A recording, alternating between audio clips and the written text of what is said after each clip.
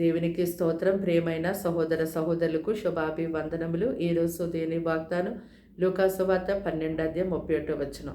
మీరైతే ఆయన రాజ్యమును వెదకుడి, దానితో కూడివి మీకు అనుగ్రహింపబడును.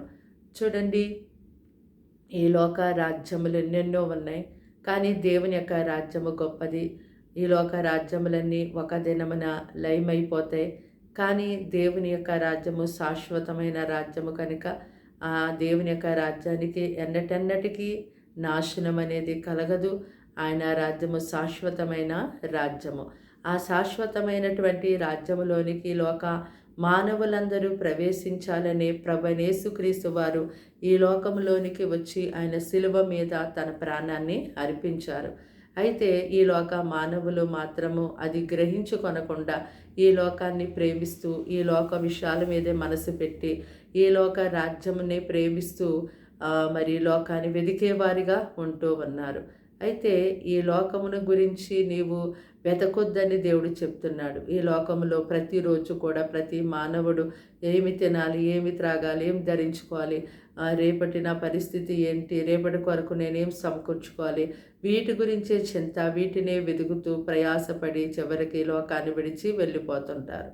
అయితే ఈ లోకంలోకి ఏమీ తీసుకురాలేదు, ఈ లోకాన్ని విడిచి ఏమీ తీసుకుని వెళ్ళం. కానీ మరి ఈ లోకములో ఉన్నదంతా కూడా మరి ఎంతో ప్రేమించి ఈ లోకాన్ని ఆశించి ఎంతో మరి ప్రయాసపడేవారుగా ఉంటారు. అయితే దేవుడు అంటున్నాడు కదా, మీకు ఏమి అక్కరగా ఉన్నాయో అది నేను ఎరిగి ఉన్నాను, మీరు అడగక మునిపే నీ అక్కర నేను ఎరిగి ఉన్నాను అంటున్నాడు.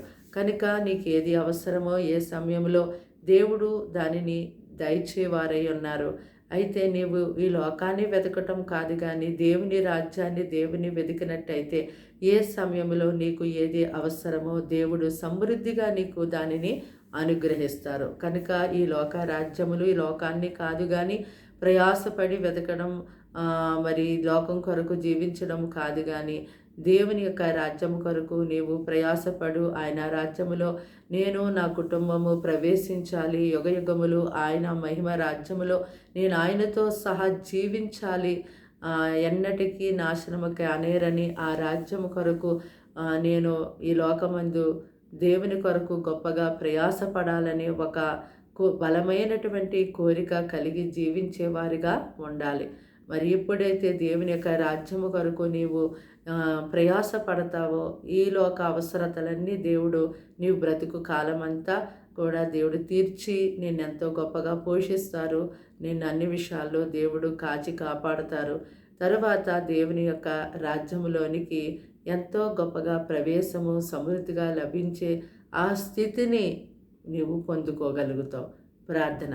దేవానికి వందనాలు, స్తోత్రాలు, స్తుతులు చెల్లిస్తున్నాం తండ్రి. మాటలు వింటున్నా నీ బిడ్డల్ని మీ రక్తంతో కడిగి ముట్టి పరిశుద్ధపరచండి, పవిత్రపరచండి. వారికి వారింటి వారికి రక్షణ ఇవ్వండి.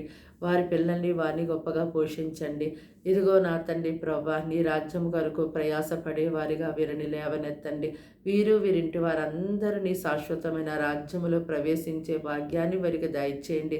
ఈ దినమంతా మీరు తోడుగుండండి. కీడు శోధన పని తప్పించండి. ప్రార్థనా శక్తిని వీరికి ఇవ్వండి. మీ అందు విశ్వాసాన్ని ఇవ్వండి. మీ అందు భయభక్తులు వీరికి ఇవ్వండి. మీ అడుగు జాడలు వీరు నడిపించండి.